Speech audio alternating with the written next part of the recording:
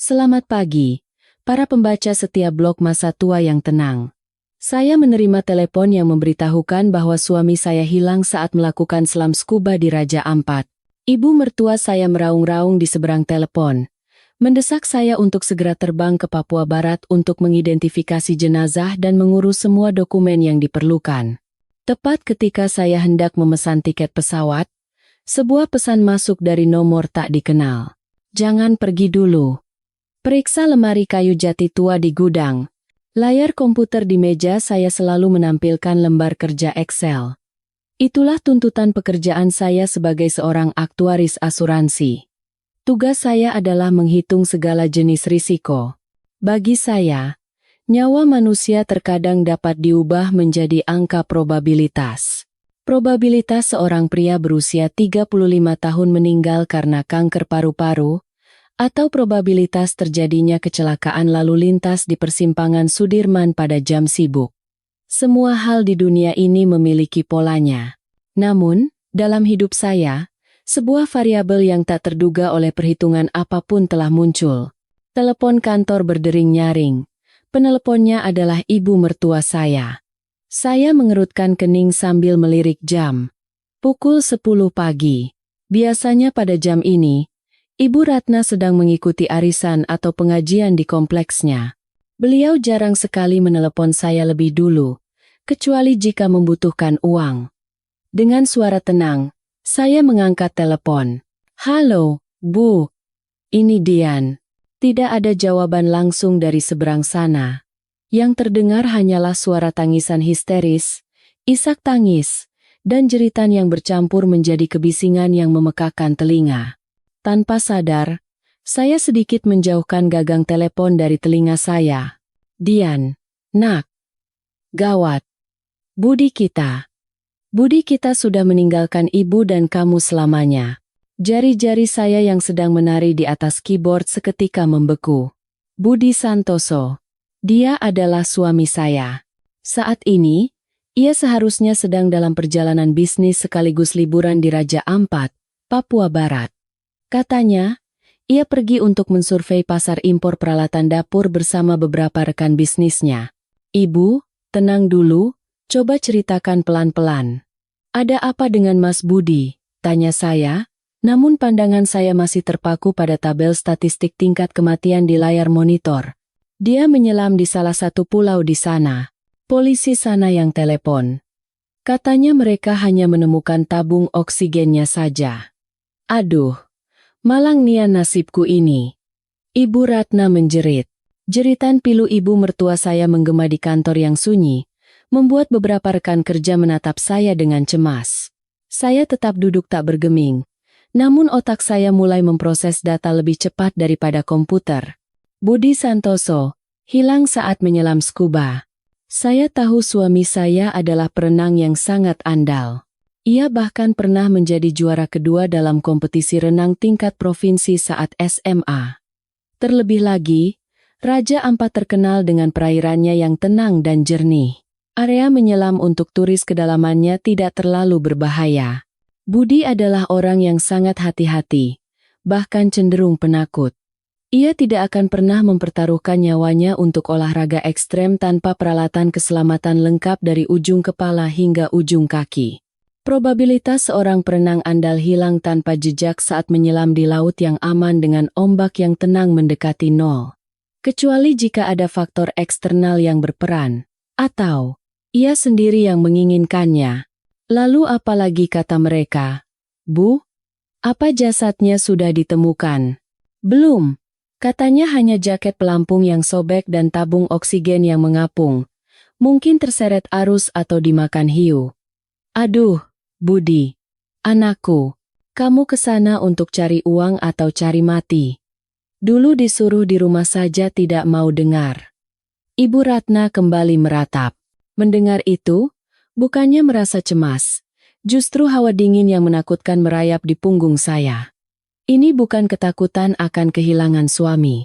Ini adalah kecurigaan profesional saya yang telah menangani banyak kasus penipuan dalam dokumen asuransi. Bu, sudah jangan menangis. Menangis tidak akan menyelesaikan masalah. Siapa yang menghubungi ibu? Polisi? Atau orang lain? Apa ibu dapat nomor kontaknya? Seorang wanita yang katanya penerjemah dari konsulat yang menelepon. Katanya keluarga harus segera datang. Harus identifikasi barang-barang peninggalan dan tanda tangan dokumen supaya surat kematian bisa dikeluarkan. Dian, cepat pesan tiket pesawat. Ibu akan ikut denganmu. Dalam hati, saya menghitung hari. Hari ini adalah hari keempat Budi pergi. Kecelakaan biasanya terjadi pada hari pertama atau kedua. Kenapa baru sekarang ada kabar? Dan kenapa mereka begitu terburu-buru meminta tanda tangan surat kematian padahal jasadnya belum ditemukan? Secara hukum, untuk menyatakan orang yang hilang telah meninggal, dibutuhkan waktu tertentu dan melalui berbagai prosedur pencarian. Desakan untuk segera menandatangani surat kematian seperti ini sangat tidak biasa. Baik, Bu. Siapkan paspor Ibu. Saya akan bereskan pekerjaan di kantor lalu mampir ke rumah Ibu. Saya menutup telepon. Segalanya di sekitar saya terasa berhenti. Saya tidak menangis. Anehnya, tidak setetes air mata pun keluar. Mungkin karena hubungan pernikahan kami sudah lama memudar, hanya menyisakan cangkang kosong berisi tanggung jawab dan perhitungan ekonomi. Atau mungkin, intuisi saya mengatakan bahwa suami saya belum mati. Saya membuka browser internet dan mencari informasi cuaca di Sorong dan kondisi perairan Raja Ampat selama 3 hari terakhir, serta berita kecelakaan penyelam. Hasilnya, cuaca cerah, laut tenang, tidak ada jejak badai sama sekali. Selama 24 jam terakhir, tidak ada satupun berita di media lokal Papua tentang kecelakaan yang menimpa turis. Jika seorang turis dari Jakarta hilang, media pasti akan segera memberitakannya. Keheningan media, ketergesa-gesaan ibu mertua, hilangnya perenang andal yang tidak masuk akal. Saya bangkit dari kursi dan membereskan barang-barang saya ke dalam tas. Kepala divisi yang lewat melihat ekspresi saya dan bertanya, "Bu Dian, ada apa?" "Wajah Anda pucat sekali." "Suami saya kecelakaan di Raja Ampat, Pak. Sepertinya saya harus ambil cuti beberapa hari." Bos saya mengangguk dengan tatapan prihatin. Ia mungkin berpikir saya sedang syok. Ya, saya memang syok.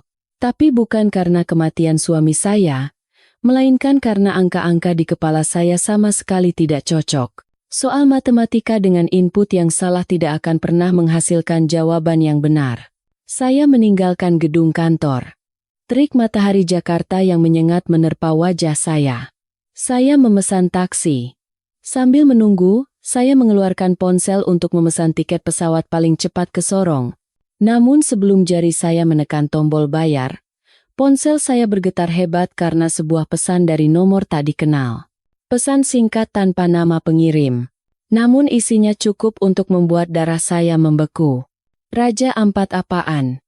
Pulang ke rumah, periksa lemari kayu jati di gudang." Saya menatap layar ponsel dengan tajam. Nomor yang tidak bisa dilacak. Siapa yang mengirim peringatan dengan nada seperti ini?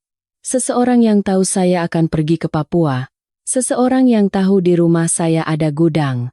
Dan apa yang ada di dalam lemari kayu jati tua itu sehingga saya harus memeriksanya?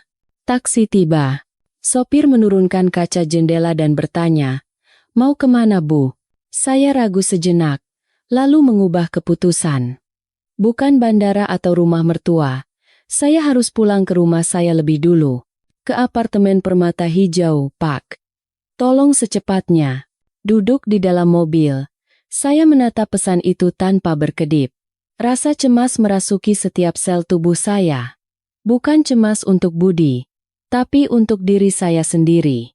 Seseorang telah memasang perangkap, dan sepertinya saya sudah melangkahkan satu kaki ke dalamnya. Apartemen kami berada di lantai 15. 3 tahun lalu, Budi membeli unit ini dengan uang yang katanya hasil bisnisnya. Tapi saya tahu persis, lebih dari setengahnya adalah tabungan saya dan pinjaman bank atas nama saya. Budi selalu berkata, uang suami kan uang istri juga. Tapi di sertifikat rumah, dengan liciknya ia menempatkan namanya di urutan pertama dengan alasan ia adalah kepala keluarga sehingga lebih mudah untuk urusan administrasi. Saat itu, Saya mempercayainya. Atau mungkin saya terlalu sibuk bergulat dengan angka-angka sehingga malas berdebat. Saya membuka pintu dan masuk ke dalam. Apartemen yang kosong terasa dingin, dan tercium samar aroma parfum pria. Parfum mahal yang selalu dipakai Budi setiap kali bertemu klien. Tanpa menyalakan lampu, saya langsung menuju gudang. Tempat ini adalah ruang kerja pribadi Budi. Sejujurnya, ini lebih seperti markas tempatnya berpesta miras dengan teman-temannya atau bermain game semalaman. Setiap kali saya pergi dinas, ia selalu melarang saya membersihkan tempat ini dengan dalih ada dokumen penting yang bisa hilang.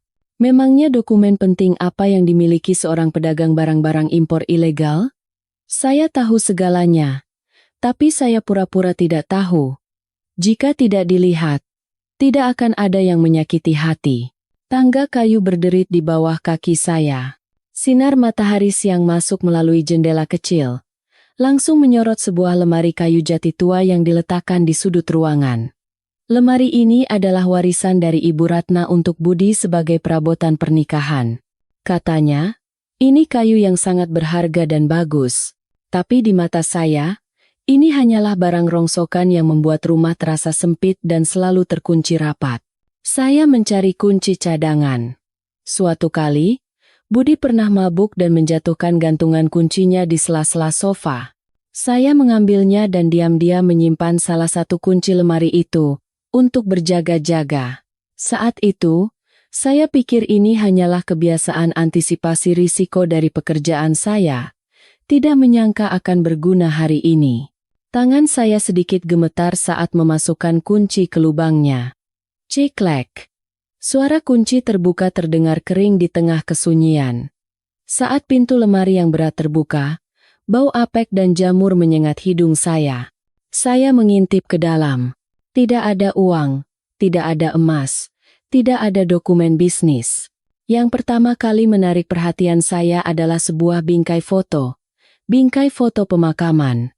Saya menutup mulut dengan tangan untuk menahan jeritan yang nyaris keluar.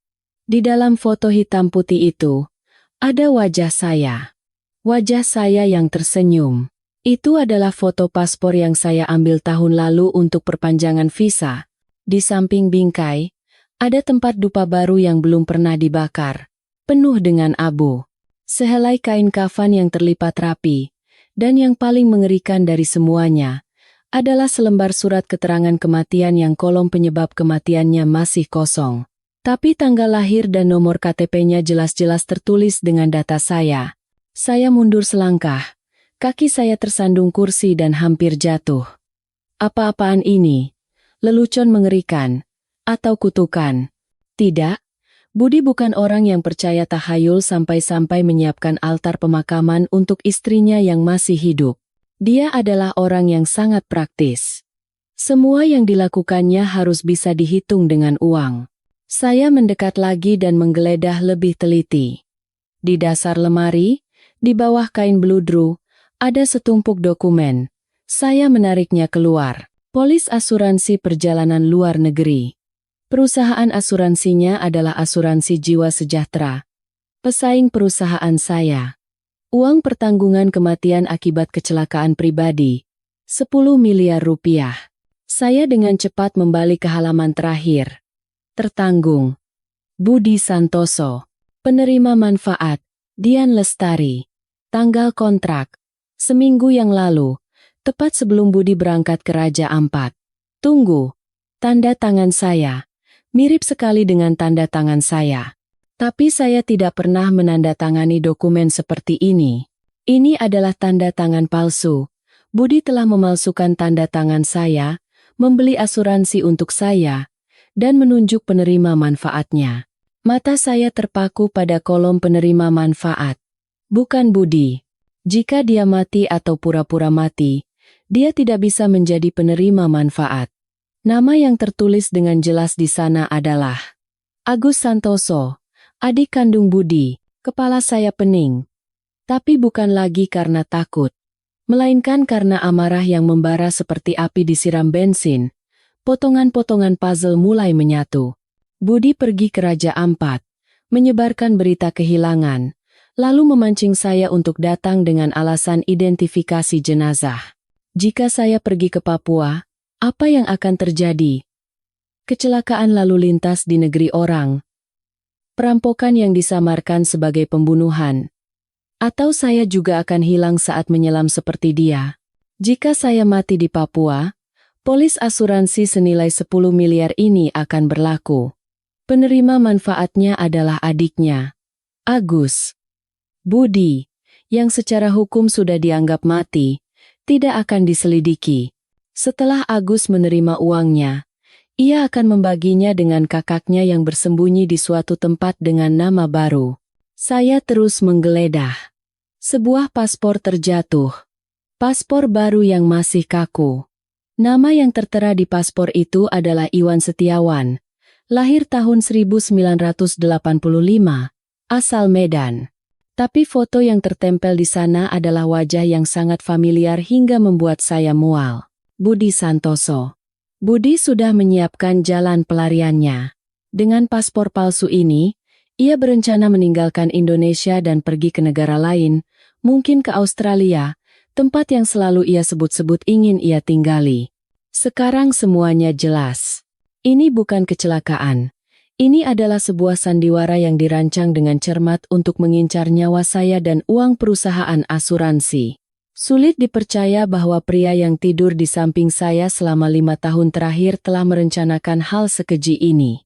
Saat itu, telepon berdering lagi. Ibu Ratna?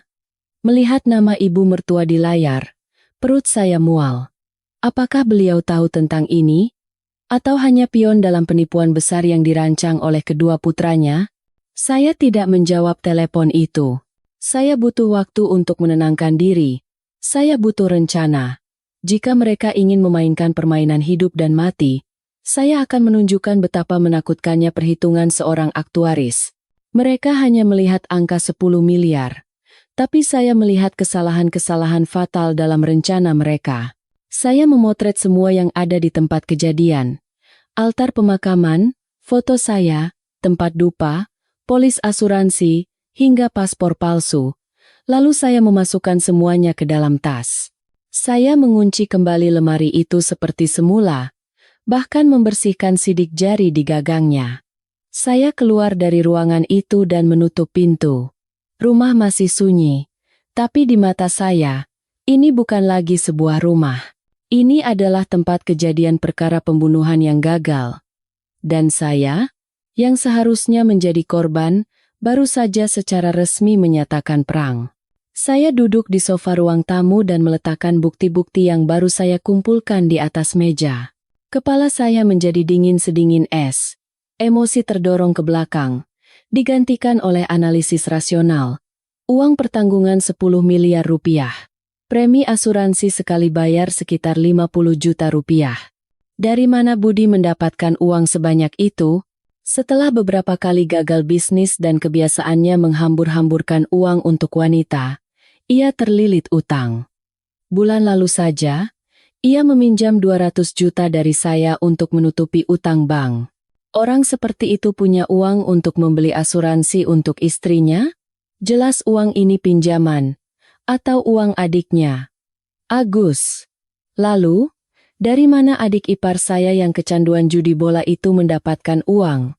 Pasti dari Renteni. Mereka mempertaruhkan segalanya dalam pertaruhan ini. Pertaruhan yang menukar nyawa saya dengan kemewahan mereka berdua. Saya membolak-balik polis itu lembar demi lembar.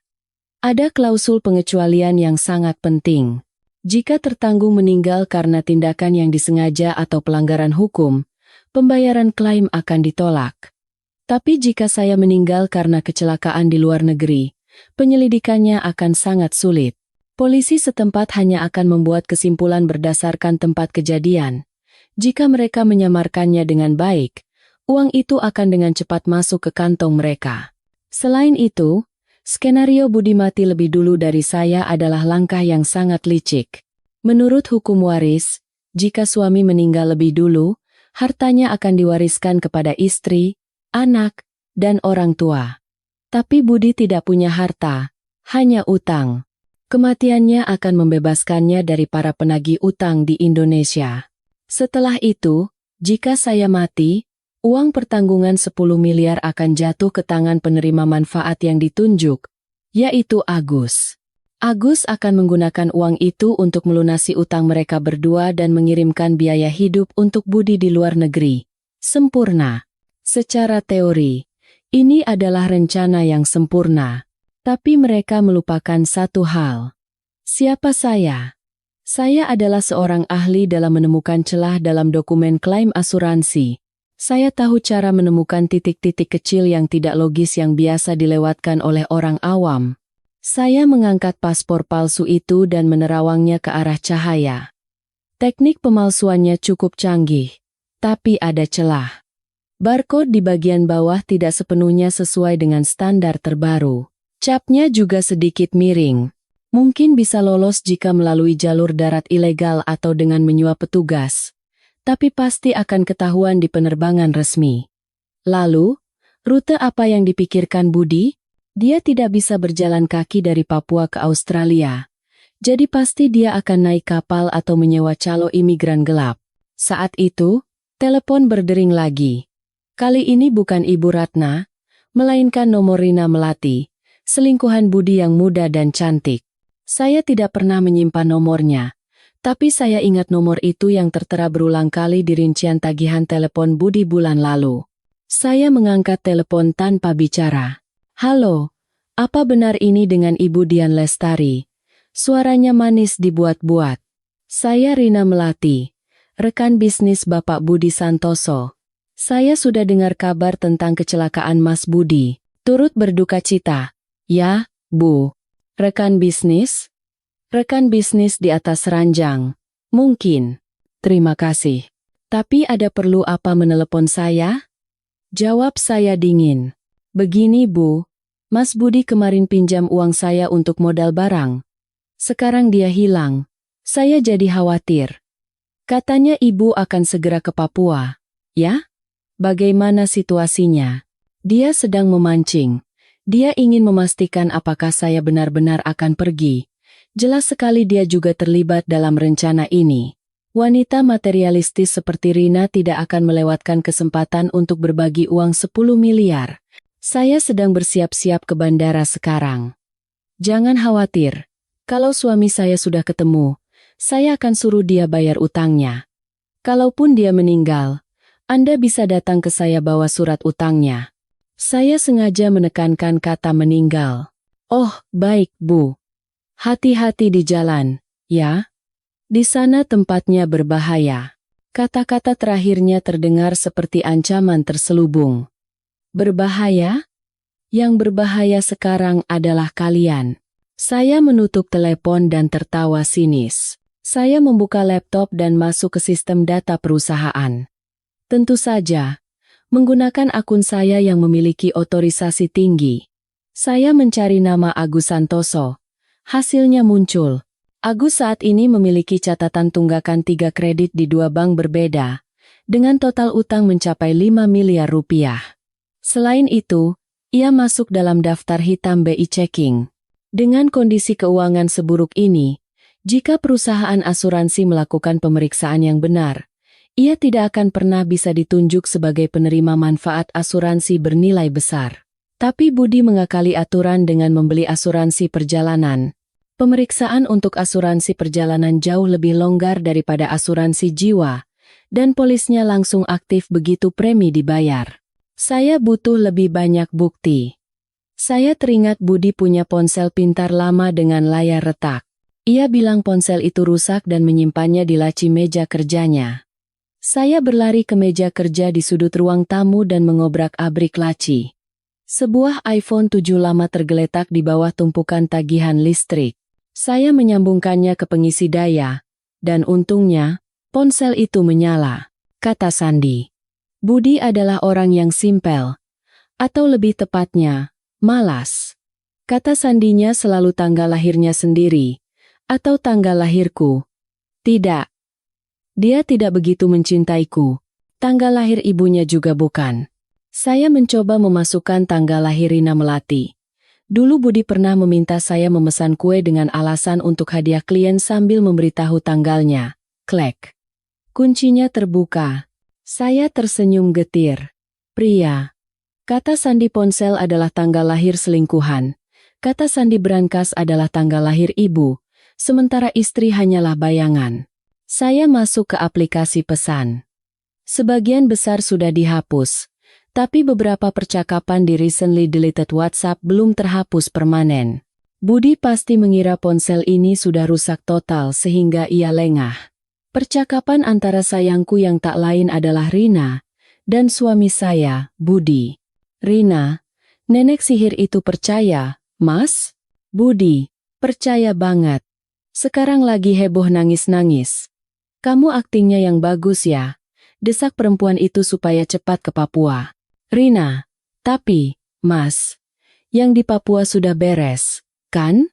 Gimana kalau perempuan itu nggak mati? Budi, tenang aja. Joko sudah urus semuanya di sana. Di sana truk-truk nyetirnya ugal-ugalan. Kecelakaan lalu lintas itu biasa. Begitu urusan selesai, aku langsung terbang ke Australia. Kamu ambil uangnya, nanti menyusul. Rina, suamiku paling hebat. Kiss. Selama membaca itu, tangan saya terkepal dengan sendirinya. Kata-kata itu menari di depan mata saya. Menusuk jantung, bukan karena cemburu, tapi karena kekejaman mereka yang membuat bulu kuduk berdiri. Mereka membicarakan kematian saya seolah-olah sedang membeli sayur di pasar. Saya mengambil tangkapan layar seluruh percakapan itu dengan ponsel saya. Ini akan menjadi bukti penting di pengadilan. Tapi masih belum cukup. Mereka harus ditangkap basah. Saya butuh rencana serangan balik, sebuah siasat untuk menjebak mereka. Jam menunjukkan pukul 12 siang. Perut saya keroncongan, tapi saya tidak merasa lapar. Saya pergi ke dapur dan menenggak segelas air. Air dingin itu sedikit mendinginkan amarah yang membara di dalam diri saya.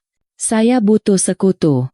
Dalam perang ini, saya sendirian di antara keluarga suami dan selingkuhannya. Ibu mertua yang serakah, suami yang kejam, adik ipar yang terlilit utang, dan selingkuhan yang licik. Saya dikelilingi musuh. Saya teringat Reza Firmansyah. Dia adalah sahabat terbaik saya sejak kuliah, dan sekarang menjadi pengacara litigasi handal yang ahli dalam hukum internasional. Reza sudah berkali-kali memperingatkan saya tentang Budi. Katanya, tatapan matanya licik dan tidak bisa dipercaya. Dulu saya marah pada Reza, tapi sekarang saya sadar betapa bodohnya saya. Saya menelepon Reza. Wih, Budian, tumben telepon jam segini? Mau cerai? Suara ceria Reza terdengar dari seberang. Reza, tolong aku. Ini masalah hidup dan mati.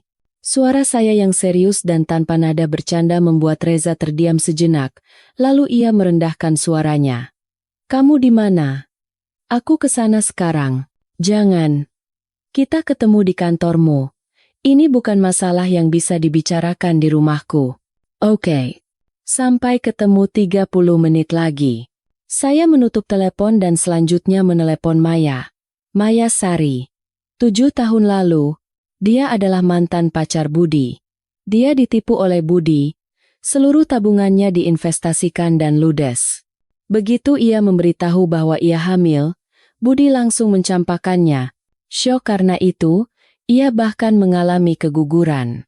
Maya sangat membenci Budi sampai ke tulang sumsum.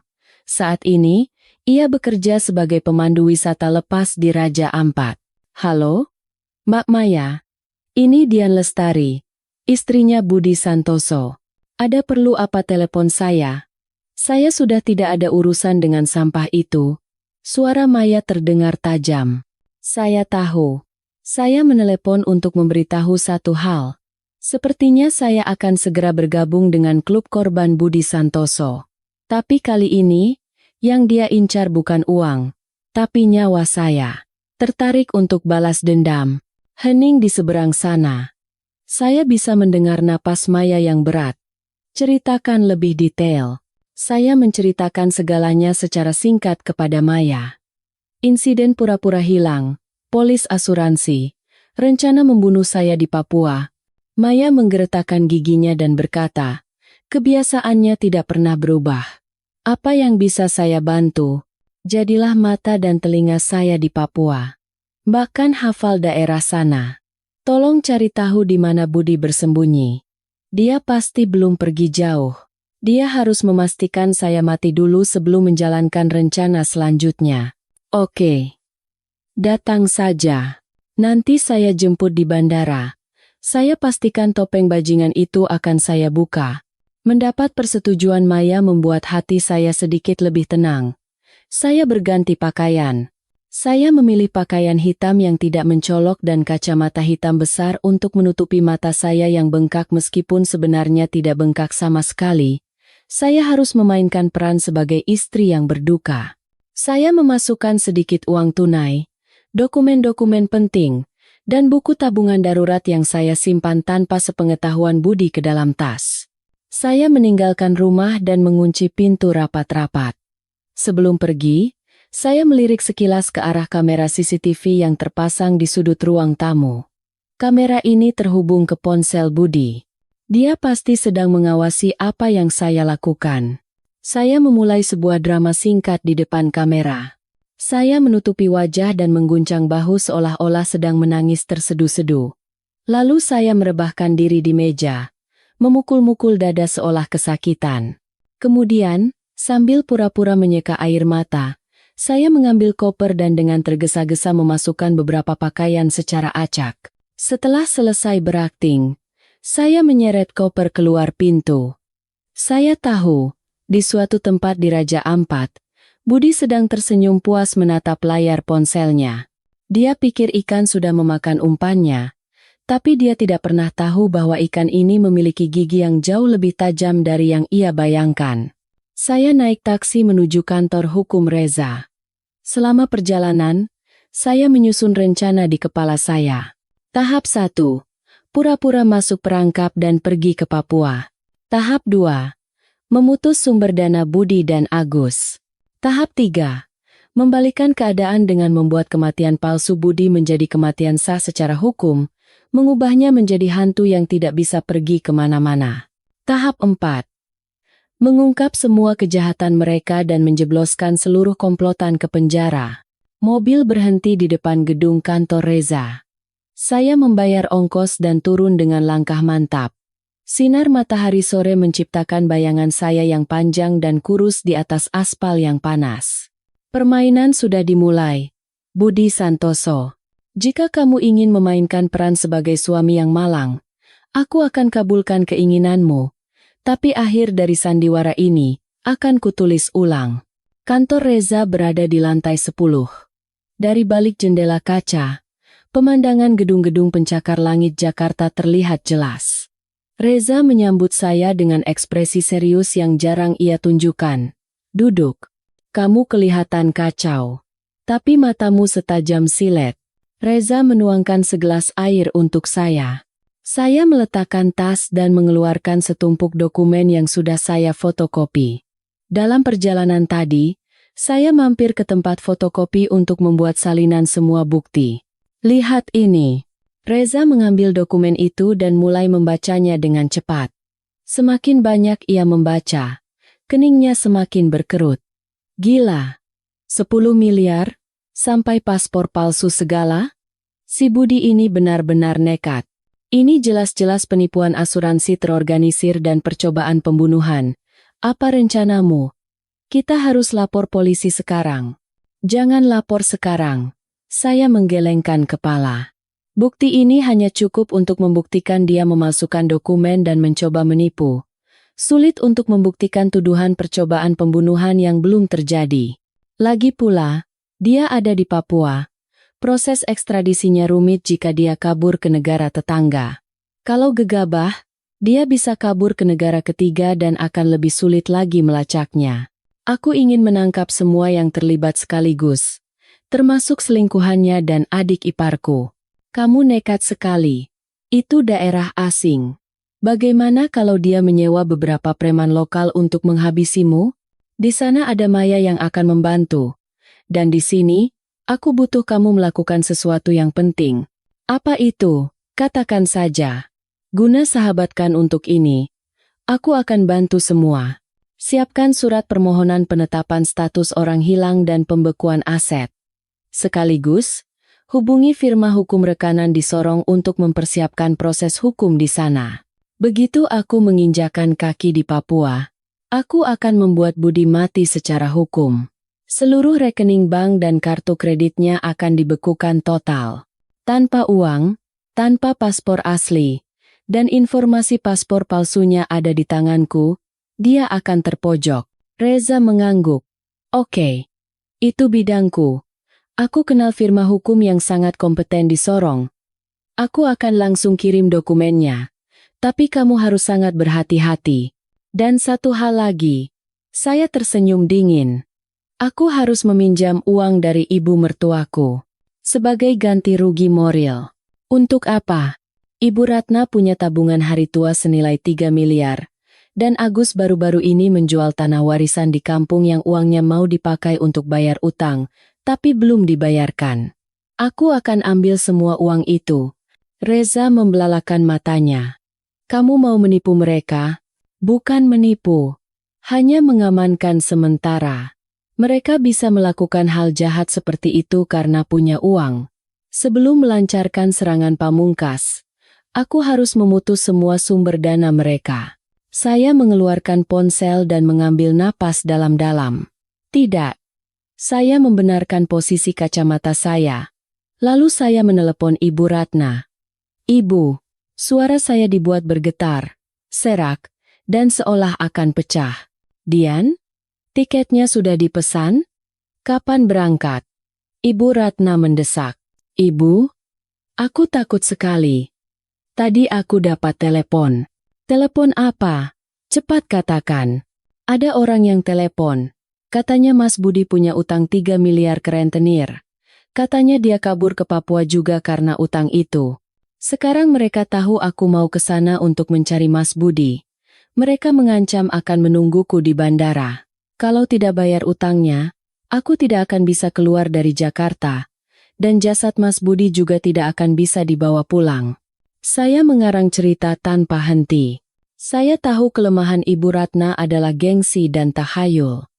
Dia akan sangat takut jika putranya mati di negeri orang, tidak bisa dimakamkan di tanah kelahirannya, dan menjadi arwah penasaran. 3 miliar. Apa yang dia lakukan sampai utangnya sebanyak itu? Ya Tuhan, aku juga tidak tahu, Bu. Katanya pokoknya plus bunga. Sekarang orang-orang itu berjaga di depan apartemen. Aku takut keluar. Sepertinya aku tidak bisa pergi ke Papua, Bu. Apa kita relakan saja Mas Budi? Aku tidak mau mati, Bu. Gila kamu. Suamimu terbaring di sana menunggumu. Dan kamu mau menyerah.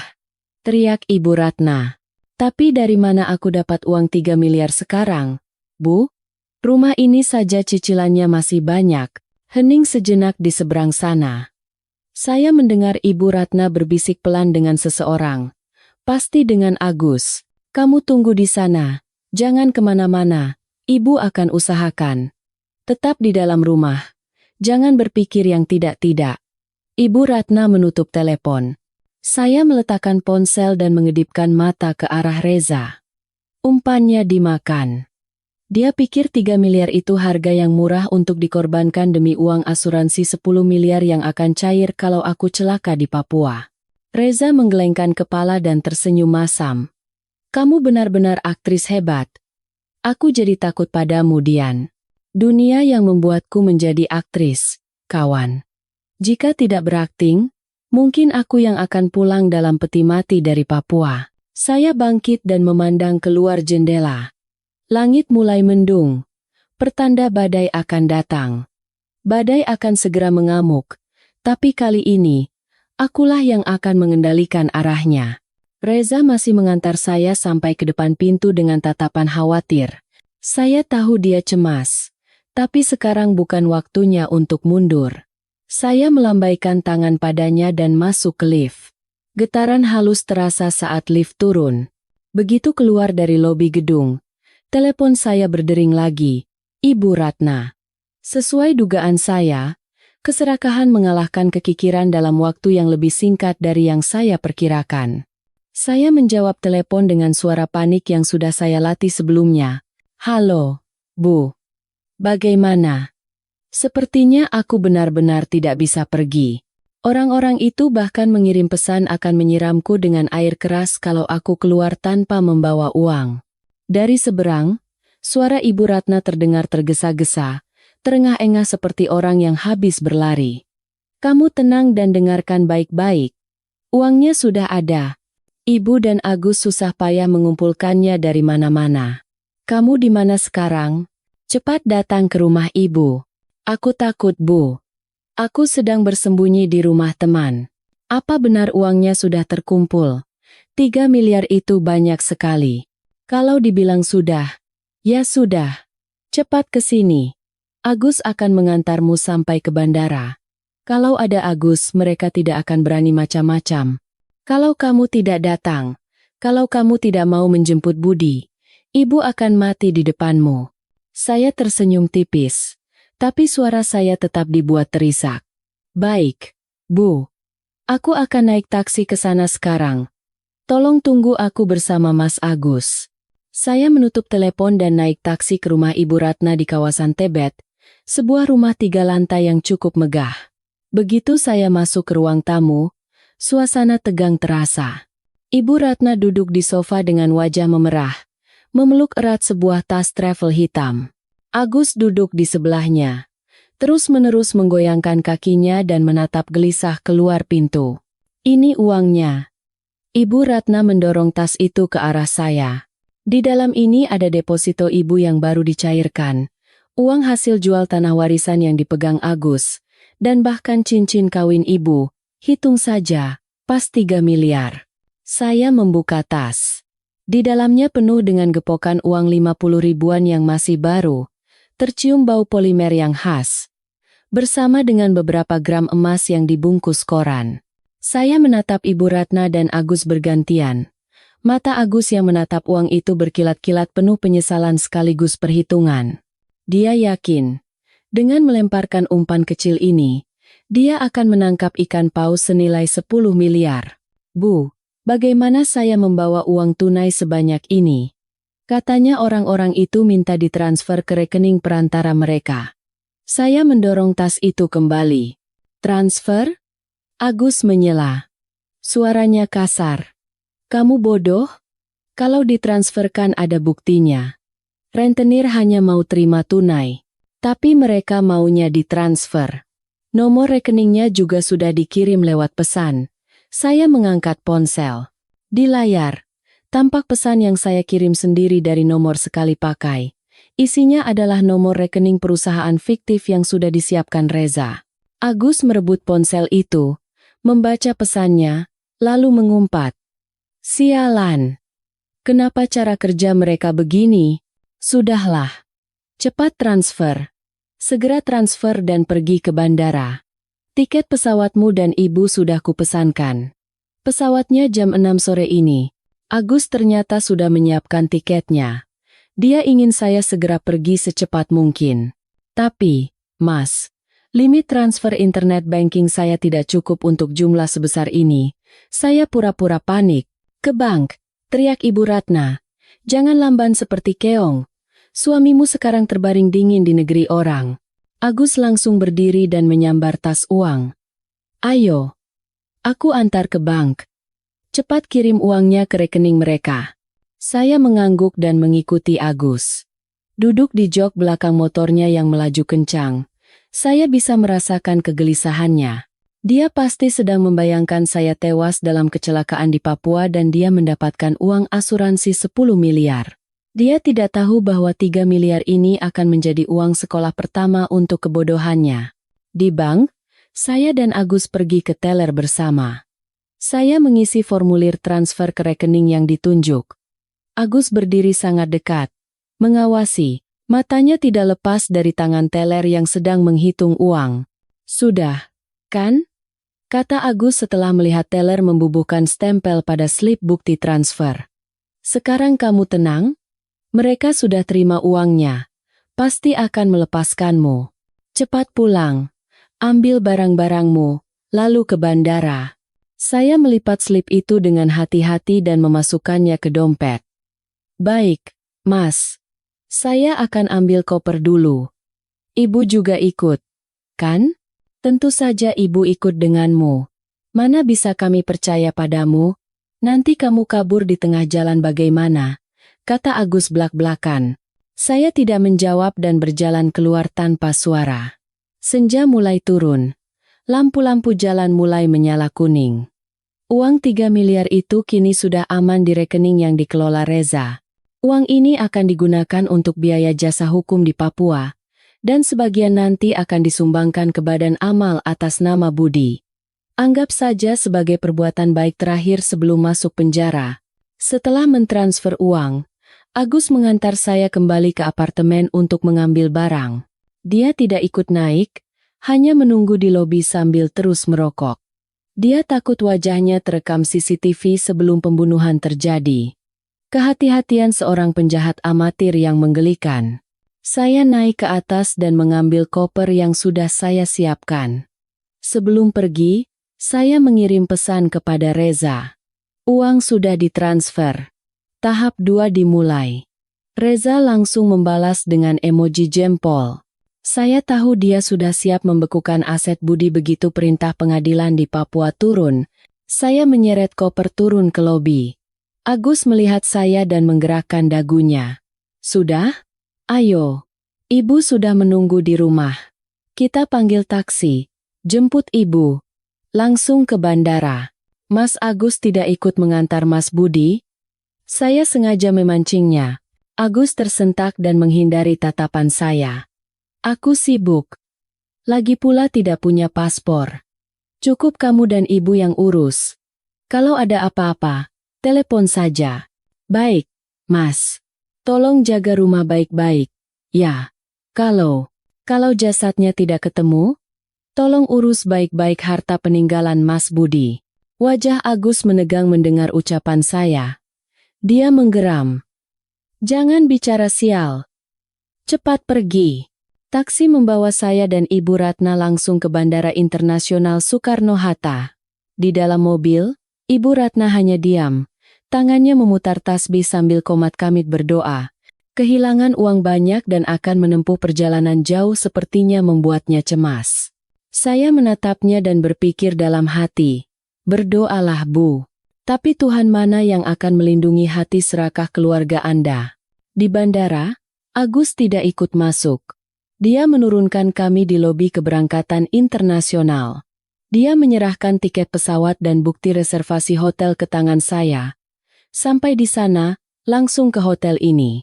Ada kenalanku di sana yang akan bantu. Jaga dirimu baik-baik dan urus kakakku dengan benar. Jangan khawatir, Mas.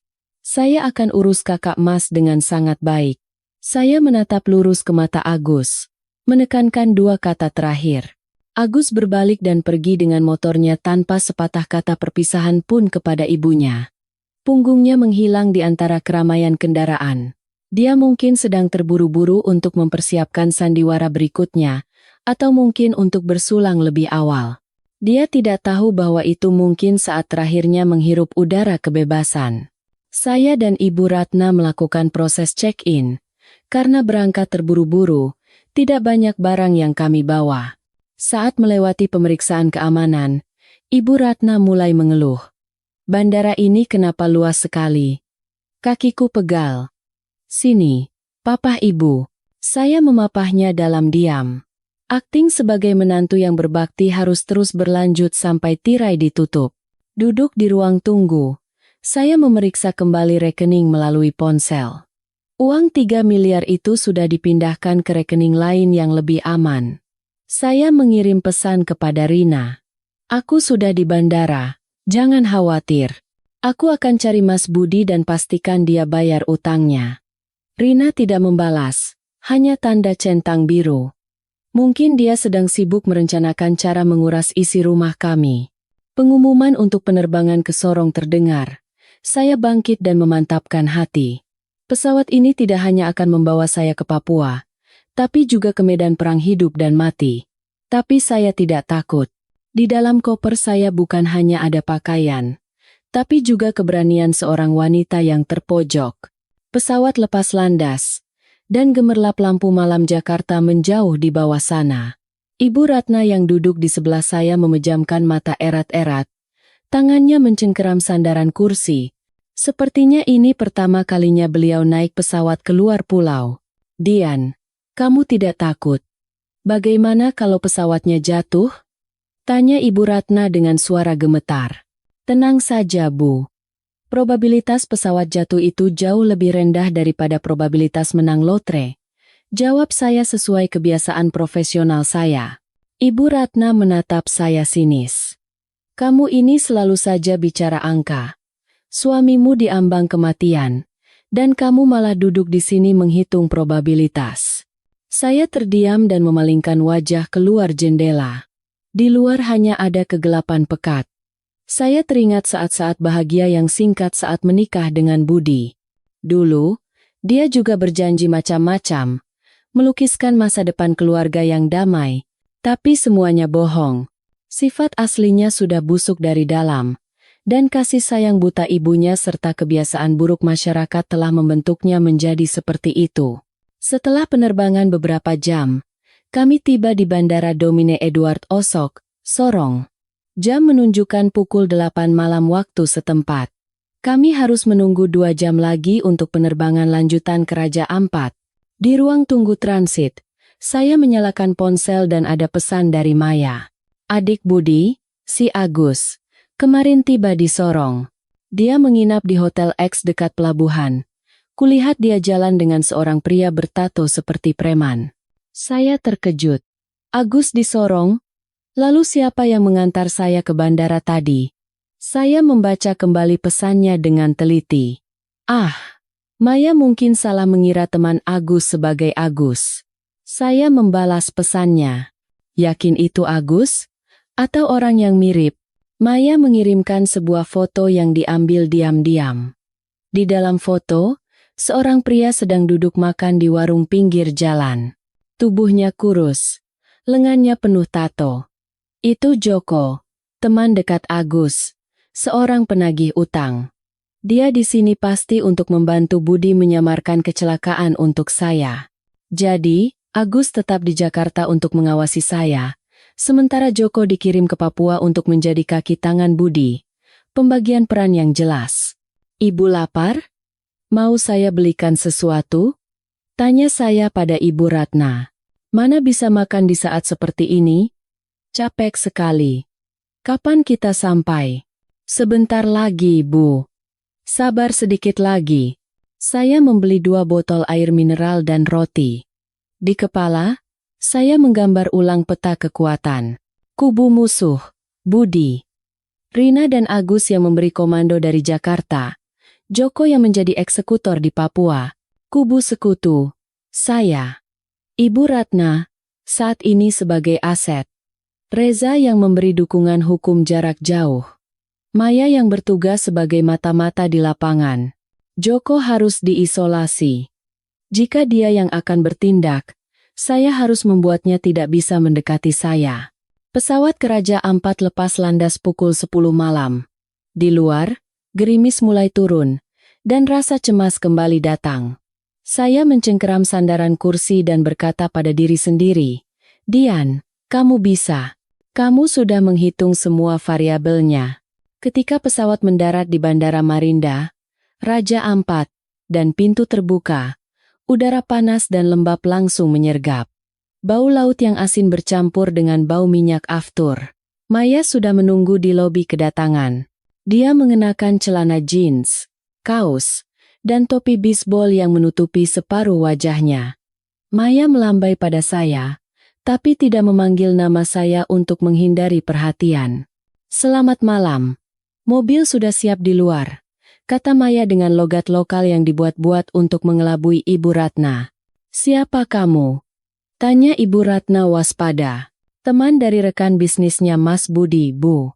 Saya diminta untuk menjemput Ibu dan Bak." Saya cepat-cepat berbohong. Maya mengedipkan mata pada saya, lalu mengangkat koper Ibu Ratna dan mengantar kami ke mobil. Sebuah mobil pikap tua melaju membelah kegelapan menuju kota Waisai. Kami check-in di sebuah hotel kelas menengah yang sudah dipesan oleh Agus. Begitu masuk kamar, Ibu Ratna langsung ambruk ke tempat tidur karena kelelahan dan tertidur. Setelah memastikan beliau tidur pulas, saya diam-diam keluar ke balkon dan menelepon Maya yang menunggu di kafe seberang. "Bagaimana menurutmu tempat ini?" tanya Maya. "Keamanannya longgar, balkonnya mudah dipanjat. Tempat yang sempurna untuk menyamarkan pembunuhan sebagai perampokan atau bunuh diri." Saya menganalisis dengan dingin. "Tepat sekali. Si Joko itu kamarnya persis di bawah kamarmu. Kamar 304. Kamu di 404. Oke. Biarkan saja dia dulu. Ada yang harus aku bereskan di Jakarta lebih dulu." Saya membuka aplikasi CCTV di rumah. Seperti yang saya duga. Setelah saya pergi, rumah itu telah menjadi arena bermain Rina. Di layar ponsel, ruang tamu kami terlihat jelas dalam mode inframerah. Rina ada di sana. Dia mengenakan lingerie tipis, memegang gelas anggur, berjalan mondar-mandir dengan angkuh seperti nyonya rumah. Dia mengobrak-abrik lemari wine, lalu beralih ke rak TV. Dia memasukkan anggur mahal, PlayStation 5 milik Budi, dan bahkan robot pembersih vakum ke dalam tasnya. Bukan hanya itu, dia masuk ke kamar tidur saya, membuka lemari, mengeluarkan tas-tas bermerek saya dan mencobanya di bahu, lalu menyapu bersih parfum dan kosmetik saya. Saya menyalakan fitur rekam layar. Aksi pencurian tak tahu malu ini akan menjadi hadiah yang sangat bagus untuk saya kirimkan kepada Agus. Saya mencari kontak Agus di WhatsApp dan mengirimkan video yang baru saja saya rekam. Saya menambahkan pesan, "Mas Agus, rumah aman, kan? Aku cek CCTV, kok begini, ya?" Katanya Mbak Rina mau jagain rumah, tapi kenapa dia malah berkemas? Dia bahkan mencoba membuka brankas Mas Budi. Saya mengarang cerita tentang brankas untuk memprovokasi Agus. Saya tahu Agus sangat benci jika ada orang lain yang menyentuh harta keluarganya, terutama saat ia sedang terlilit utang dan menganggap harta kakaknya sebagai miliknya. Hanya 2 menit kemudian, ponsel saya berdering. "Agus." Saya tidak menjawab. Saya biarkan dia menelepon 3 kali lagi, baru saya mengirim pesan. "Aku di hotel, Mas. Sinyalnya jelek. Susah telepon. Tolong Mas urus deh. Nanti isi rumah habis diambil Mbak Rina." Saya mengirim video lain. Kali ini, video Rina sedang bersusah payah di depan brankas kamar tidur. Sebenarnya, dia tidak tahu kata sandinya dan hanya mencoba-coba. Di Jakarta sekarang, Agus pasti sedang mengamuk. Dia akan berpikir Rina dan Budi berkomplot untuk menyingkirkannya. Kecurigaan di antara komplotan selalu menjadi titik lemah yang fatal. Benar saja, 15 menit kemudian, di layar CCTV terlihat pintu depan terbuka dengan kasar. Agus menyerbu masuk. Wajahnya merah padam. Tangannya memegang tongkat bisbol. "Perempuan gila, apa yang kamu lakukan?" teriak Agus sambil menerjang Rina. Rina menjerit, menjatuhkan botol anggur yang pecah berkeping-keping di lantai. Mas, Agus? Kenapa di sini? Kakakku yang suruh? Suruh kuras isi rumah kita? Mau makan sendiri, hah?" Agus menjambak rambut Rina dan menamparnya. Rina menangis dan memohon. Pemandangan kacau itu disiarkan langsung melalui layar ponsel kecil saya. Saya tersenyum dan menyimpan seluruh rekaman video. Ini adalah bukti masuk tanpa izin, penganiayaan, dan penyerangan. Dengan bukti ini saja, saya bisa menjebloskan mereka berdua ke penjara, atau setidaknya membuat mereka saling serang sampai kelelahan. Saya mematikan ponsel.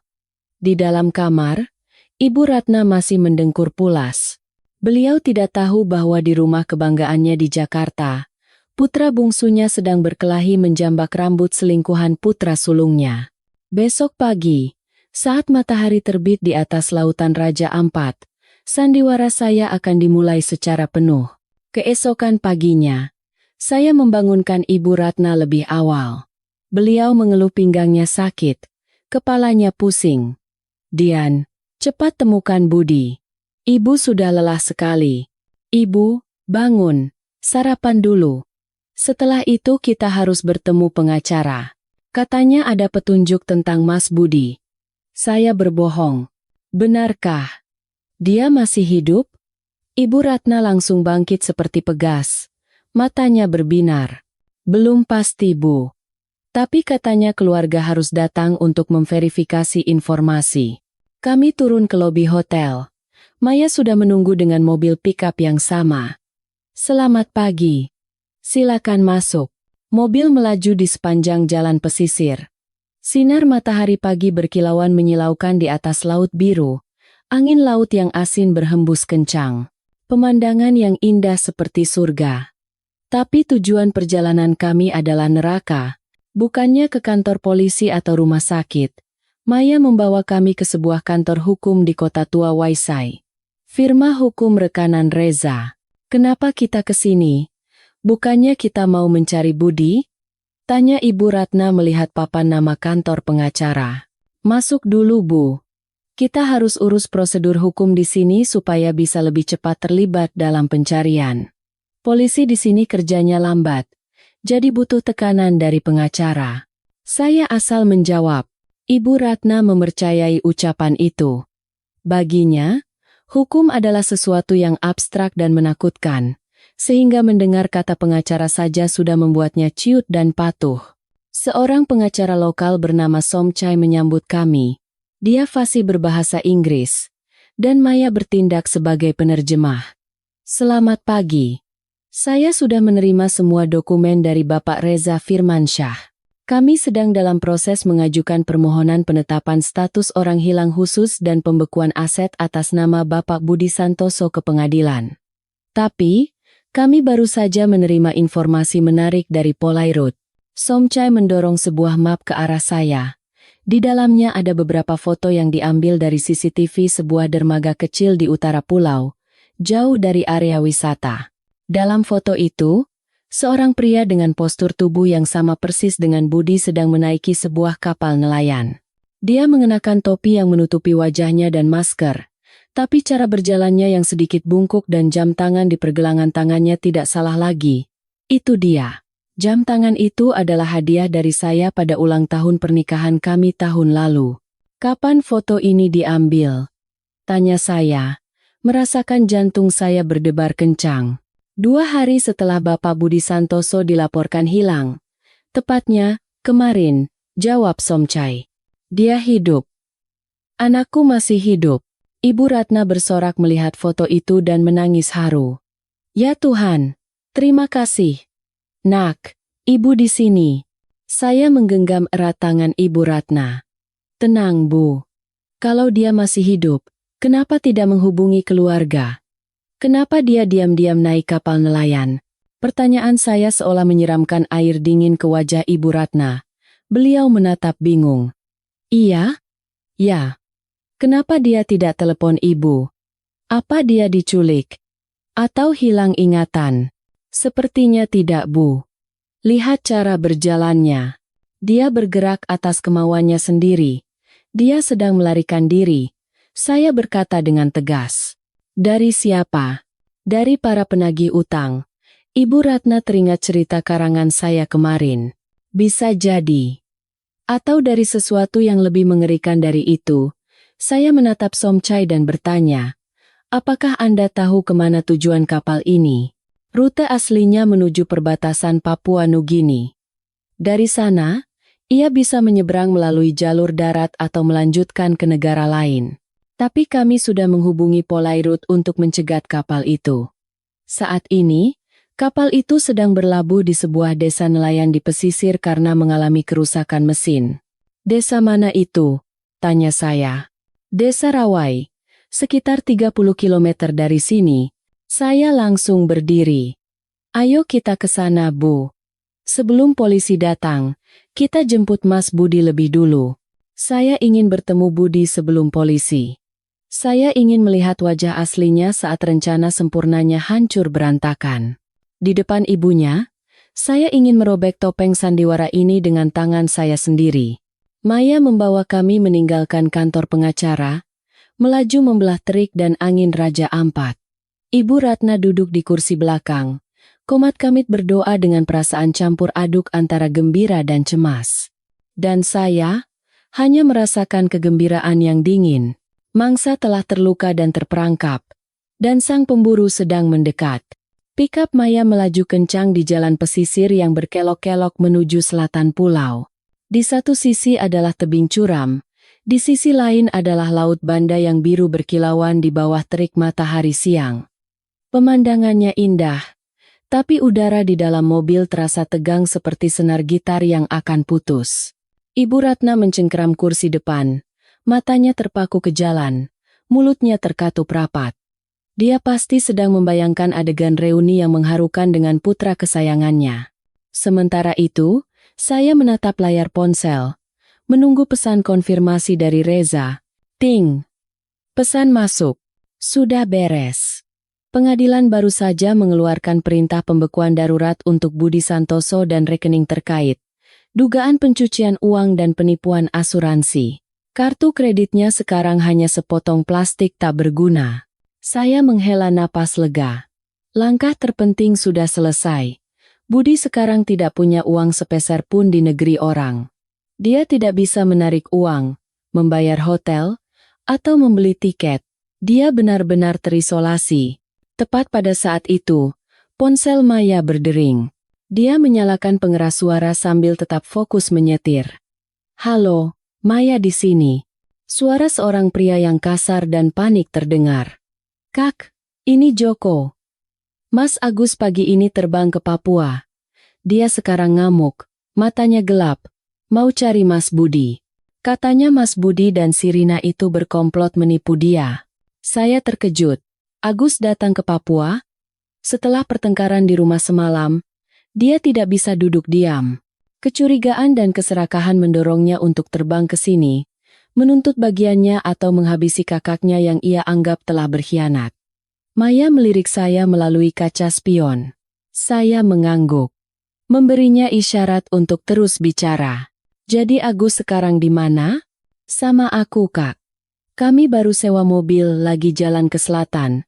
Katanya dia dengar kabar Mas Budi sembunyi di daerah Rawai. Kakak lagi di mana? Oh, aku juga lagi di jalan ke sana. Ku dengar Budi ada di desa nelayan. Kalian ke sana saja. Kita ketemu di dermaga. Maya menutup telepon dan mengedipkan mata pada saya. Aktor utamanya sudah kumpul semua. Mbak. Si Agus juga datang. Ibu Ratna, mendengar nama Agus, mencondongkan tubuhnya ke depan. Apa? Agus kesini. Katanya tidak punya paspor. Mungkin dia terlalu khawatir dengan Mas Budi. Jadi dia cari cara, Bu. Saya berkata dengan nada menyindir. Tapi Ibu Ratna tidak menyadarinya. Ibu lihat, kan? Betapa dalamnya ikatan persaudaraan mereka. Aduh, anak-anakku yang baik. Jadi kita sekeluarga bisa berkumpul semua ya? Ibu Ratna berkaca-kaca karena terharu. Saya memalingkan muka untuk menyembunyikan senyum sinis. Berkumpul? Ya. Berkumpul untuk saling mencabik. Saya membuka kembali jendela obrolan dengan Reza dan mengetik satu baris lagi. Siapkan rencana B. Kalau polisi datang terlambat, aku butuh cara untuk melumpuhkan mereka dari jarak jauh. Mobil mulai memasuki kawasan Rawai. Berbeda dengan kemewahan Waisai, Rawai lebih primitif dan memiliki keindahan yang sedikit kumuh. Perahu-perahu motor berlabuh rapat, dan di tengah panas terik, bau amis ikan menyengat. Saya menunjuk ke arah perkampungan kumuh di tepi pantai. Menurut pelacak lokasi ponsel terakhir dari detektif, Budi ada di sekitar sini. Ibu Ratna mengerutkan kening melihat perkampungan itu. Kenapa dia di tempat seperti ini? Bukankah anakku itu bos dan sedang berlibur? Lupa, Bu. Dia sedang melarikan diri dari penagih utang. Kalau menginap di Hotel Bintang 5, pasti langsung tertangkap. Mobil berhenti di mulut gang kecil. Begitu turun, hawa panas yang naik dari aspal terasa menyesakan. Saya membetulkan kacamata hitam dan merapikan tas. Di dalamnya bukan hanya ada dokumen, tapi juga senjata rahasia yang saya siapkan untuk memojokkan Budi, Surat utang palsu. Permainan petak umpet kucing dan tikus sudah berakhir. Sekarang saatnya kucing menerkam tikus. Kami tidak langsung masuk ke desa, melainkan mampir di sebuah warung di pinggir jalan untuk mengamati situasi. Dari sini, seluruh area dermaga tempat perahu-perahu tua terombang-ambing oleh ombak bisa terlihat. Ibu Ratna ingin segera berlari mencari putranya, tapi saya menahannya. Tenang, Bu. Kalau kita muncul sekarang, dia bisa mengira kita penagih utang dan kabur lagi. Kita lihat dulu situasinya. Sekitar 15 menit kemudian, sebuah ojek berhenti tidak jauh dari kami. 2 orang pria turun. 1 orang kurus, kulitnya gelap, lengannya penuh tato Joko. Satunya lagi lebih gemuk, mengenakan kemeja bunga-bunga yang mencolok, berkeringat deras dengan ekspresi beringas. Itu Agus. Begitu turun, Agus langsung mengumpat dengan suara keras, menendang keranjang ikan di pinggir jalan. Penduduk setempat menatapnya dengan tidak suka. Sialan, panas banget di sini. Di mana Budi? Katanya dia di sini? Teriak Agus pada Joko. Sabar Bang. Menurut pelacak, dia di sekitar sini. Coba saya tanya warga lokal.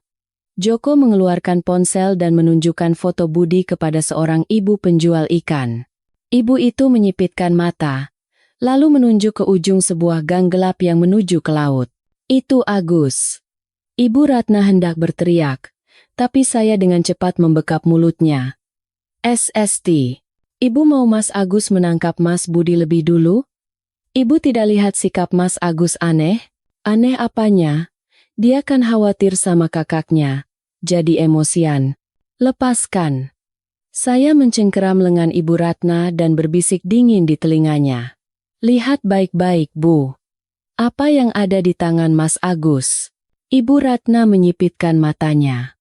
Di tangan Agus, tergenggam sebilah golok panjang dan tajam, yang mungkin ia ambil saat melewati lapak buah di jalan, atau memang sudah ia siapkan. Ya Tuhan! Kenapa bawa golok?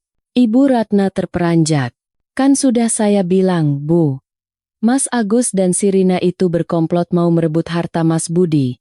Sekarang karena Mas Budi masih hidup, rencana mereka gagal, dan dia datang ke sini untuk membungkamnya. Kebohongan saya tepat mengenai ketakutan terbesar Ibu Ratna. Kakinya lemas.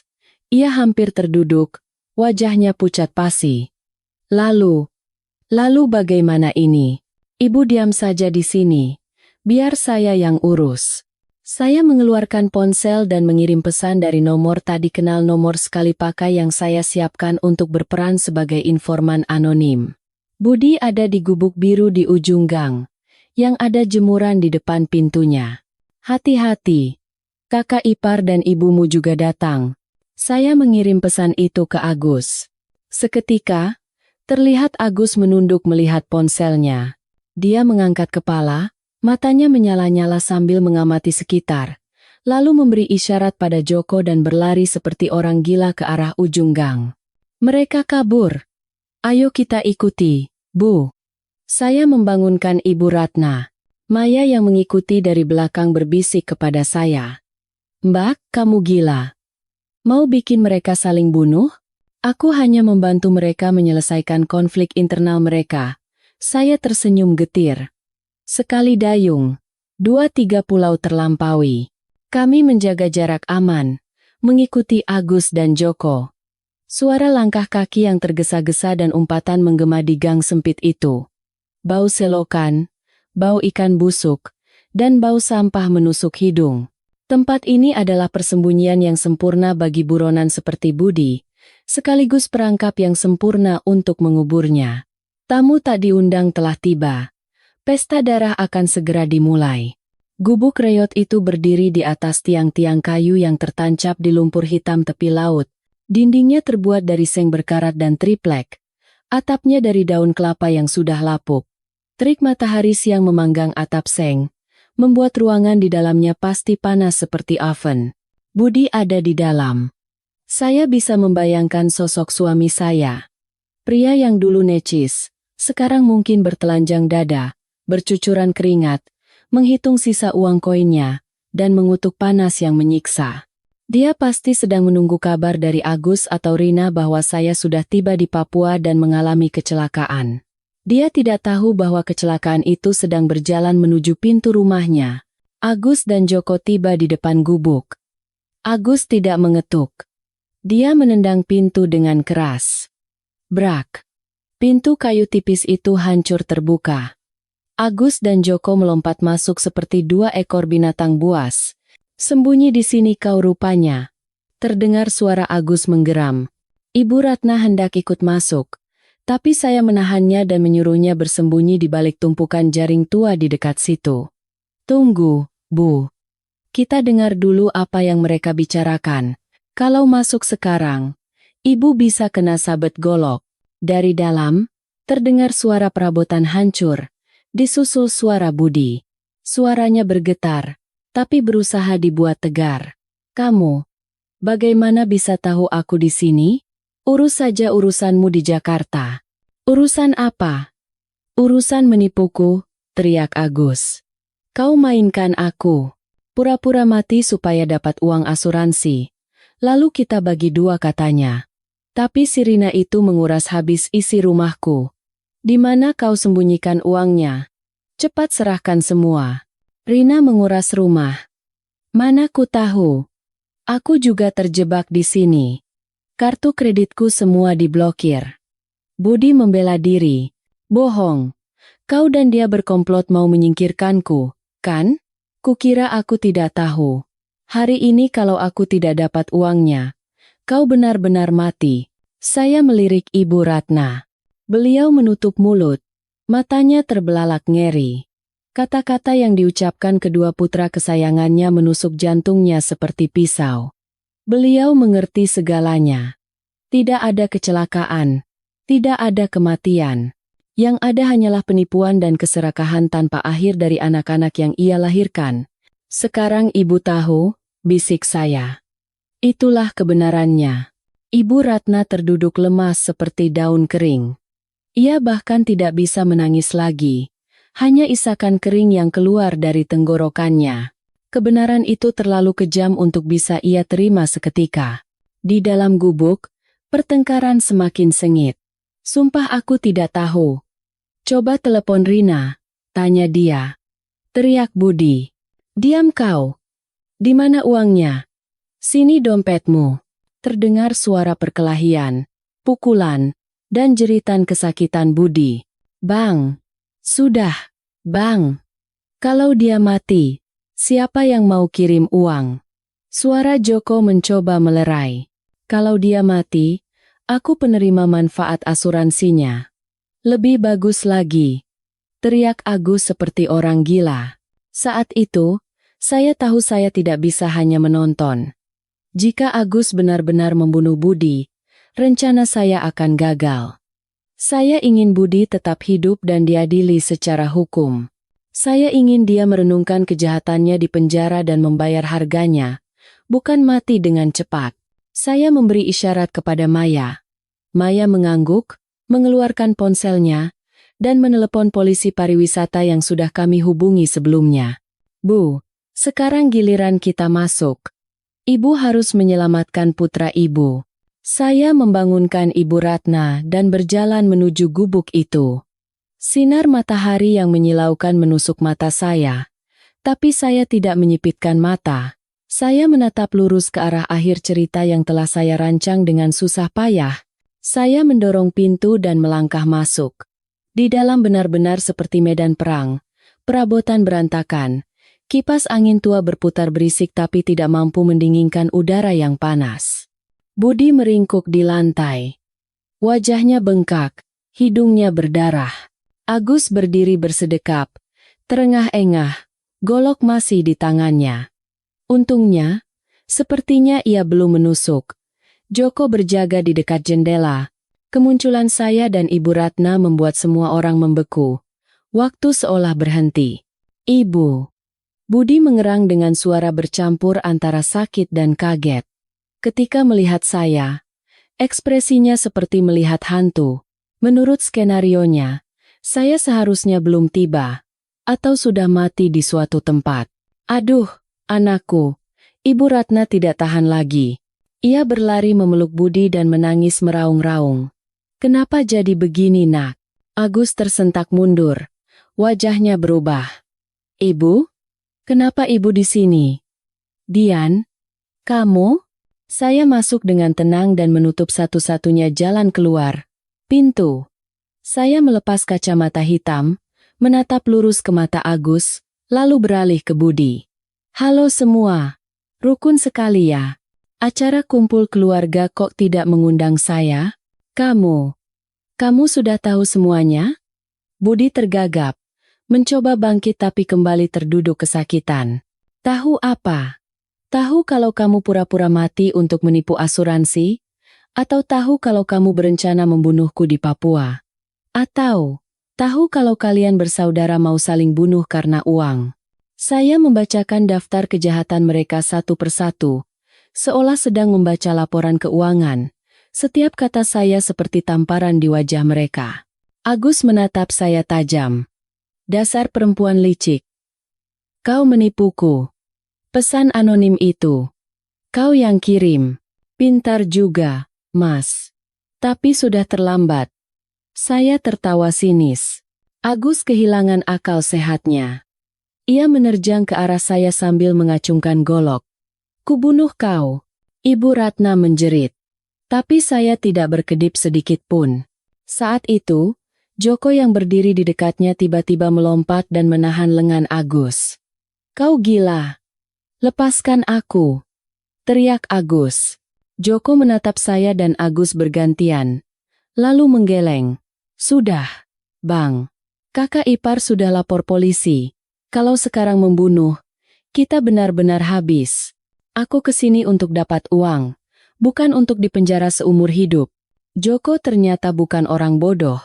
Dia sadar situasinya telah berbalik. Kemunculan saya yang penuh percaya diri adalah bukti bahwa saya memegang kendali. Benar. Polisi sedang dalam perjalanan. Mungkin sekitar 5 menit lagi. Saya melirik jam. Kalian punya waktu 5 menit untuk mengucapkan selamat tinggal. Mendengar kata polisi, wajah Budi pucat pasi. Ia merangkak ke kaki saya, memeluk kaki saya dan memohon. Dian, tolong selamatkan aku. Aku salah. Agus yang menyuruhku. Aku tidak bermaksud membunuhmu. Tolong bilang ke polisi ini hanya salah paham. Utangnya akan kubayar semua. Kita mulai dari awal lagi. Saya menatap pria yang pernah menjadi suami saya. Kelakuannya yang menjijikkan membuat saya mual. Beberapa menit yang lalu ia merencanakan pembunuhan saya. Sekarang ia melempar semua kesalahan kepada adiknya. Apa? Mendengar itu, Agus marah besar dan menendang Budi. Aku yang dalangnya? Kau yang menyuruhku memalsukan dokumen. Kau yang menyuruhku cari orang untuk menghabisi perempuan ini. Sekarang kau mau lempar semua kesalahan padaku? Kedua bersaudara itu kembali saling serang. Kali ini bukan karena uang, tapi untuk bertahan hidup, saling melempar kesalahan.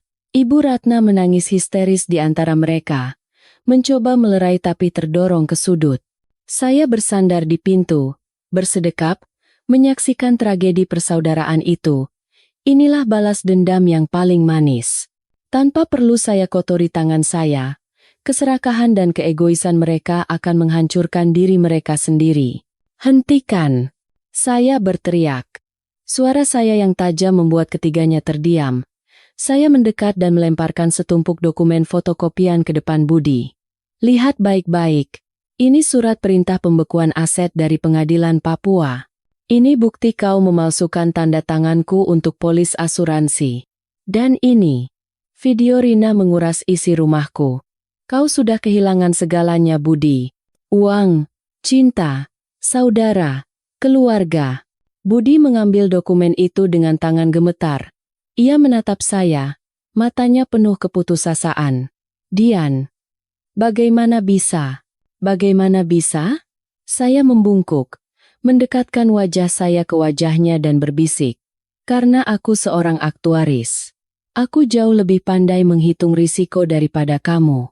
Kesalahan terbesarmu adalah menganggapku hanya sebagai angka di dalam perhitunganmu, dan lupa bahwa akulah yang memegang pena untuk perhitungan itu. Dari ujung gang, terdengar suara sirene mobil polisi. Suaranya yang melengking memecah udara pengap desa nelayan. Polisi-polisi lokal dengan cepat menyerbu masuk. Mereka berseragam kokelat. Tangan mereka memegang senjata. Maya masuk bersama seorang petugas yang sepertinya komandan. Menunjuk ketiga pria di dalam ruangan. Tangkap mereka semua. Petugas itu memberi perintah dalam bahasa lokal. Budi, Agus, dan Joko tidak melawan. Mereka pasrah saat tangan mereka diborgol.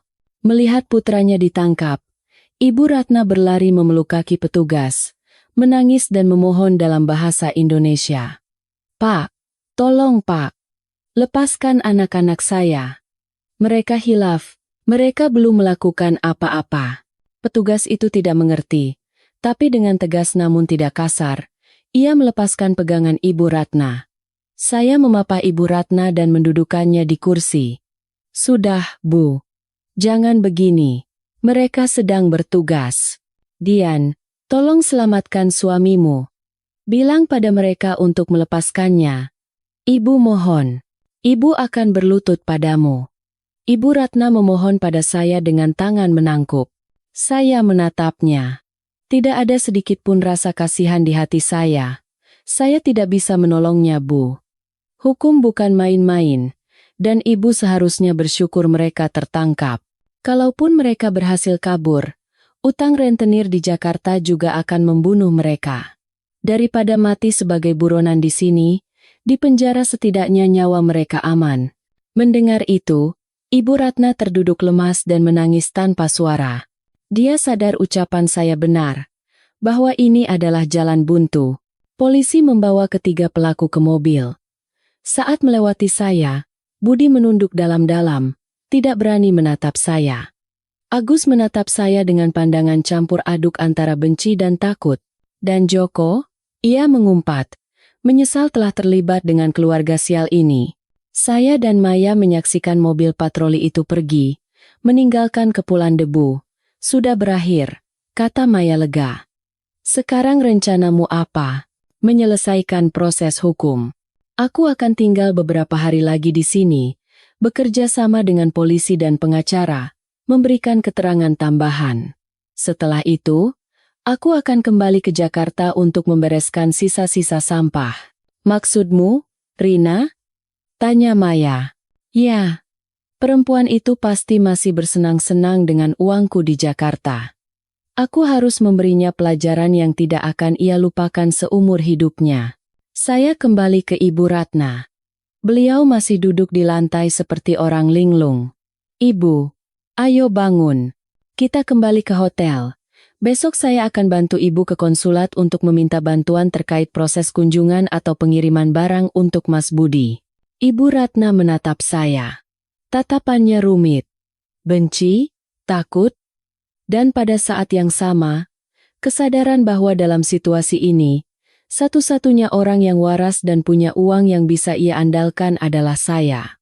"Dian, kamu merencanakan ini semua dari awal, kan?" Saya tidak menjawab pertanyaan itu. Saya hanya mengulurkan tangan dan membantunya berdiri. "Bu, dalam industri asuransi, ada prinsip yang disebut utmost good faith atau itikat baik tertinggi. Ketika prinsip itu dilanggar, kontrak menjadi batal. Pernikahan saya dan Budi juga begitu." Saya memapah Ibu Ratna menuju mobil. Senja dirawai begitu lembut, tapi laut masih bergemuruh liar. Badai di dalam hati saya telah reda.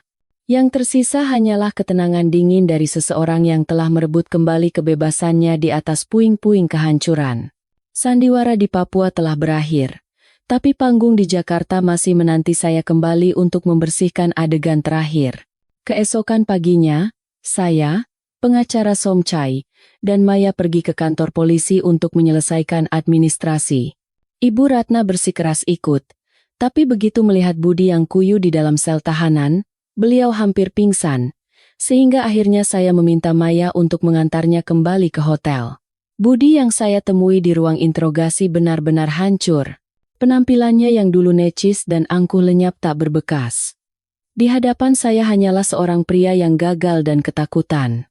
Dihadapkan pada ancaman hukuman penjara di negeri orang atas tuduhan imigrasi ilegal, pemalsuan dokumen, dan percobaan penipuan, Budi mengakui segalanya. Dia mengakui rencana asuransi, kematian palsu, dan yang terpenting, peran Rina Melati. Dia mengaku bahwa Rinalah yang menghubungkannya dengan calo dokumen palsu, dan sebagian uang tunai yang ia bawa kabur sedang disimpan oleh Rina. Dengan izin polisi, saya merekam seluruh pengakuan Budi. Inilah yang saya butuhkan. Pisau tajam untuk memutus jalan keluar Rina. Dian. Kumohon. Budi menatap saya dari balik kaca dengan berlinang air mata. Aku sudah mengaku semuanya. Tolong bantu aku dapat keringanan hukuman. Begitu kembali ke Indonesia, aku akan langsung tanda tangan surat cerai. Rumah itu akan kuberikan semua untukmu. Saya menatap Budi dengan mata dingin tanpa emosi. Rumah itu memang milikku. Kamu tidak punya hak untuk memberikannya. Perceraian akan diurus oleh pengadilan karena kamu di penjara. Jadi, renungkan saja kesalahanmu di dalam sana. Belajarlah mandiri, karena di penjara tidak ada yang akan melayanimu. Saya meninggalkan kantor polisi. Matahari Raja Ampat masih bersinar terik.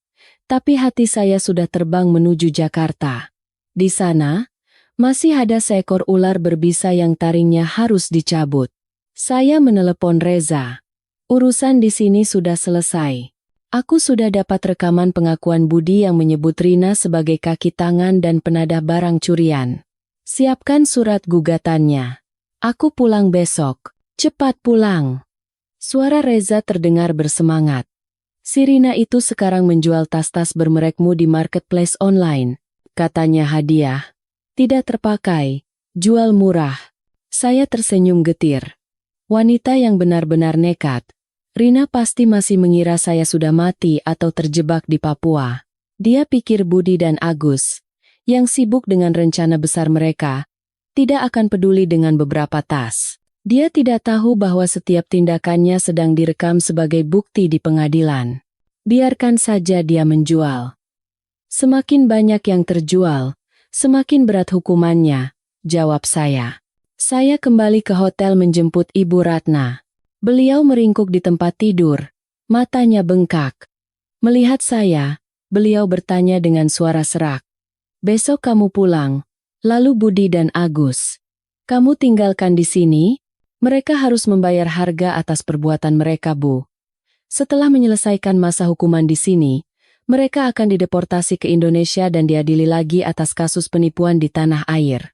Ibu jaga kesehatan saja, supaya bisa sering-sering menjenguk anak-anak ibu. Ibu Ratna tidak membantah lagi, hanya mengangguk. Sekarang, beliau sepenuhnya bergantung pada saya. Keangkuhan seorang mertua yang galak telah hilang. Yang tersisa hanyalah sosok wanita tua yang kesepian dan tak berdaya. Pesawat mendarat di Bandara Soekarno-Hatta pada tengah hari. Jakarta menyambut saya dengan hujan deras yang tiba-tiba. Saya mengantar Ibu Ratna sampai ke rumahnya, memberikan beberapa pesan, lalu langsung naik taksi ke apartemen saya. Saya tidak memberitahu satpam, tidak memberitahu siapapun. Saya ingin memberikan kejutan untuk Rina Melati. Saya naik ke lantai 15. Lorong sepi. Berdiri di depan pintu unit saya mengambil napas dalam-dalam. Saya memasukkan kunci ke lubang, tapi pintu tidak terbuka. Rina telah mengganti kuncinya. Saya tersenyum. Apakah dia pikir dengan mengganti kunci, rumah ini menjadi miliknya? Dia lupa bahwa apartemen ini atas nama saya, dan sayalah pemilik sahnya. Terlebih lagi, ini adalah apartemen mewah. Setiap perubahan struktural atau keamanan harus melalui manajemen gedung. Saya turun ke kantor manajemen di lantai 1, menunjukkan bukti kepemilikan, dan melaporkan bahwa ada orang asing masuk dan mengganti kunci tanpa izin. Pihak manajemen segera mengirim satpam dan tukang kunci bersama saya ke atas. Maaf Bu. Mbak Rina itu bilang dia sepupu Ibu, datang untuk menjaga rumah. Dia bahkan menunjukkan surat kuasa bertanda tangan suami Ibu, kata kepala manajemen membela diri. Itu tanda tangan palsu. Suami saya sekarang ditahan di Papua karena kasus pemalsuan dokumen. Bagaimana bisa dia memberikan surat kuasa kepada wanita itu di Jakarta? Mendengar itu, kepala manajemen Pucat Pasi dan segera memerintahkan tukang kunci untuk membuka pintu. Suara bor terdengar nyaring, dan pintu pun terbuka. Di dalam, Rina sedang berbaring di sofa dengan masker mentimun di wajahnya, mendengarkan musik klasik. Ketika pintu terbuka dan orang-orang menyerbu masuk, dia terkejut hingga irisan mentimun di wajahnya berjatuhan. "Siapa kalian? Kenapa masuk ke rumah orang sembarangan?" teriak Rina. Dia belum melihat saya yang berdiri di belakang para satpam. "Rumah orang?" Saya melangkah maju dan melepas kacamata hitam. "Sudah bangun dari tidurmu, Rina Melati? Atau masih bermimpi?" Melihat saya, wajah Rina pucat pasi. Ia mundur terhuyung-huyung, hampir tersandung meja kopi. Mbak Dian? Kenapa? Kenapa di sini? Kamu kira aku sudah mati di Papua?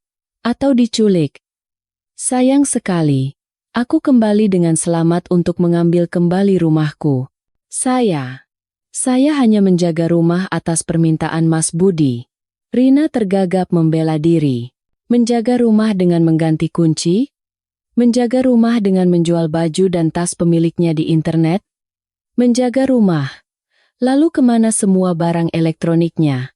Saya menunjuk ke rak-rak yang kosong. "Bapak-bapak satpam, Anda saksinya. Wanita ini telah menggelapkan harta saya. Tolong tahan dia. Saya akan panggil polisi sekarang." Mendengar kata polisi, Rina berlutut dan menangis memohon. "Mbak, ampun, Mbak. Saya salah besar. Mas Budi yang menyuruh saya. Katanya Mbak tidak akan kembali. Jadi suruh jual barang-barang untuk dikirimkan uangnya." Pengakuan Mas Budi di Papua sedikit berbeda. Dia bilang kamulah dalang yang menghasutnya. "Entahlah. Kalian saling lempar kesalahan saja nanti di pengadilan." Berkat Reza yang sudah saya hubungi sebelumnya, polisi datang dengan cepat. Rina digelandang dengan rasa malu dan hina. Para penghuni apartemen keluar untuk menonton, menunjuk-nunjuk dan berbisik.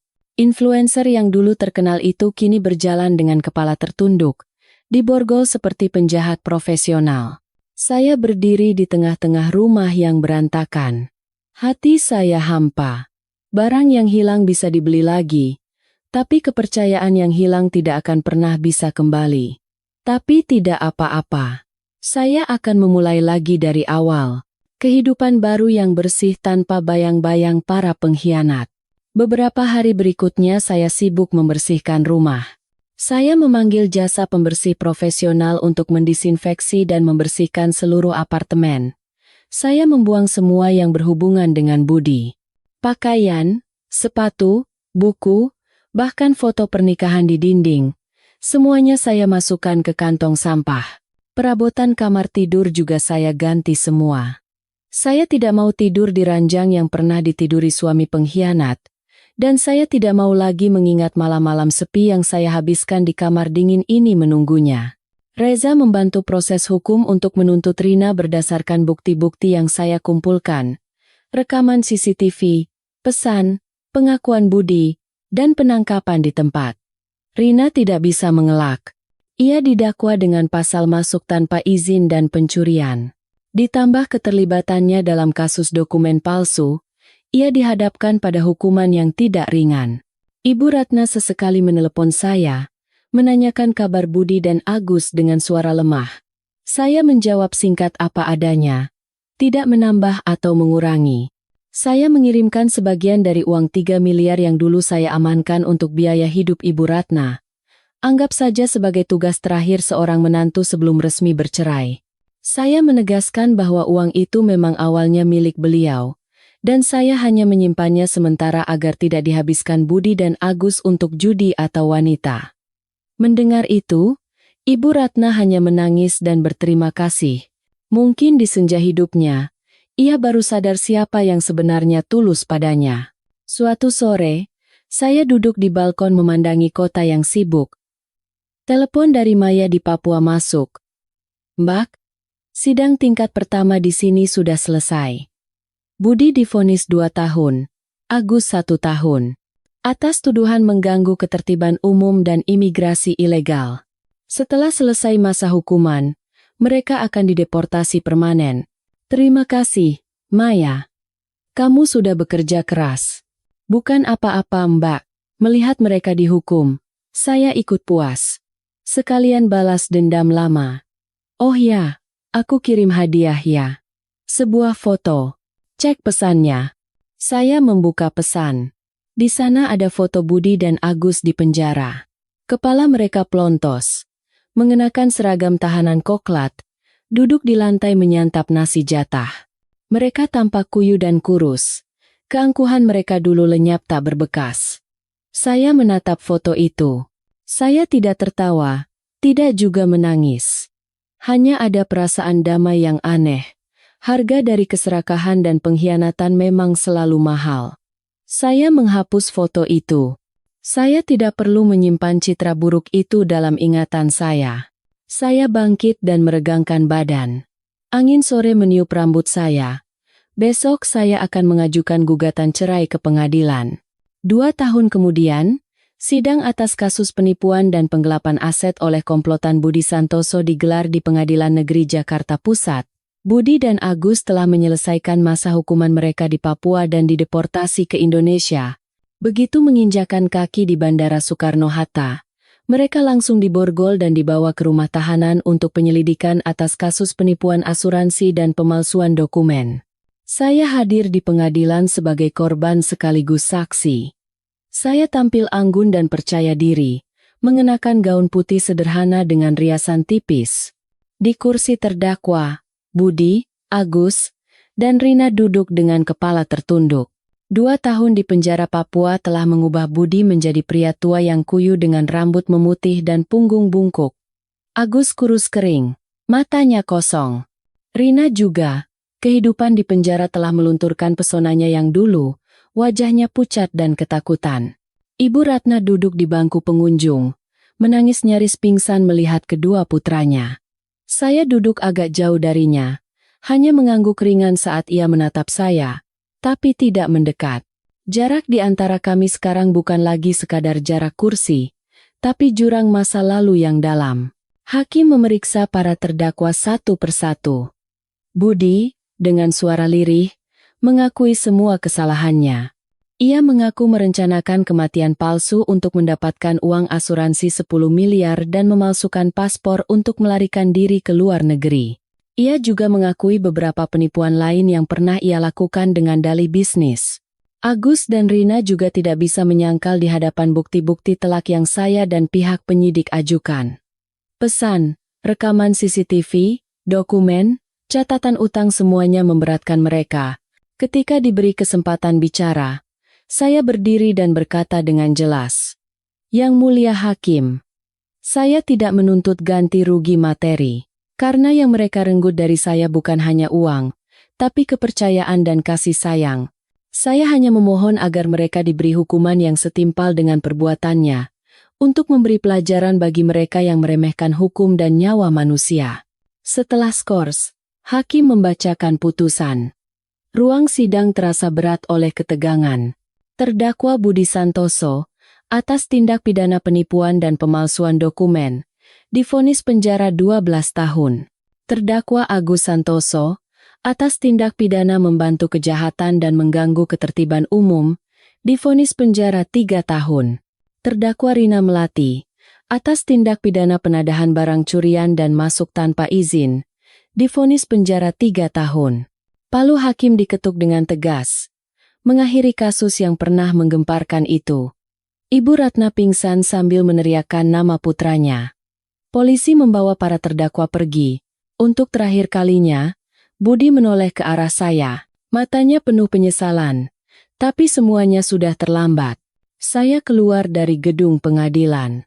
Matahari Jakarta masih sama teriknya seperti hari itu. Reza sudah menunggu di depan pintu sambil tersenyum. Sudah selesai. Selamat atas kebebasanmu yang seutuhnya. Terima kasih, Reza. Tanpamu, aku tidak tahu harus bagaimana. Sesama teman, Biasa saja.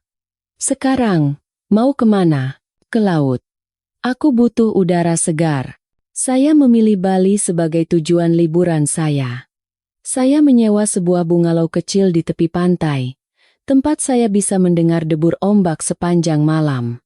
Pagi hari, saya bangun lebih awal untuk menyambut matahari terbit. Laut Bali begitu biru, dan matahari merah perlahan naik dari cakrawala, mewarnai seluruh lautan menjadi merah jambu. Udara yang segar dan sejuk, berbeda dengan udara pengap kota dan perhitungan sehari-hari. Saya berjalan tanpa alas kaki di sepanjang pantai, merasakan pasir yang lembut, ombak dingin menggelitik punggung kaki saya. Saya teringat beberapa tahun terakhir ini seperti mimpi buruk yang panjang. Syok saat mendengar kabar hilangnya suami, ngeri saat menemukan konspirasi keji, dan pertarungan otak yang sengit di Papua. Semuanya terasa jauh. Saya mengeluarkan cincin kawin dari dompet. Cincin emas putih dengan berlian kecil, simbol pernikahan 5 tahun yang penuh kebohongan. Saya menyimpannya sampai hari ini, bukan karena kenangan, tapi karena saya menunggu saat ini. Saat di mana hati saya benar-benar damai. Saya menatap cincin itu untuk terakhir kalinya, lalu mengayunkan lengan saya dan melemparkannya jauh-jauh ke laut lepas.